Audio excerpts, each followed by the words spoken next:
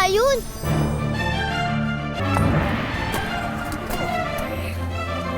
Makakaganti rin kami sa'yo!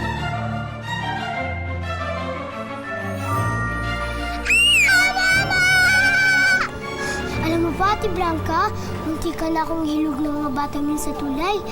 Pero may nagligtas sa akin. Talaga? Sino? Yung aninong kinukwento ko sa'yo, yung nakita ko po. Para may sarili siyang isip. Natalo niya yung mga badlog yata.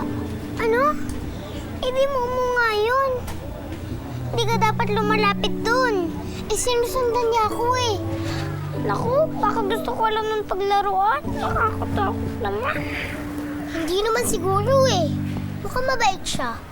Kasi di ba, niligtas niya ako sa mga masasamang bata. Teka, di ba papasok ka na sa eskwela? Baka nagsistart na yun. Eh, paano kung inaapanganakan ng mga batang nangaaway sa atin? Bahala na nga. Basta, ayos ka na. O basta, Ate Blanca ha, maging matapang ka. Kung nakita mo ulit ang mga batang yun, huwag mo silang uurungan. At saka huwag ka magpahalata na takot ka. Gawin mo nga to. Thank you pala ha. Mas matanda ako sa'yo. Pero mas malakas ang loob mo sa akin.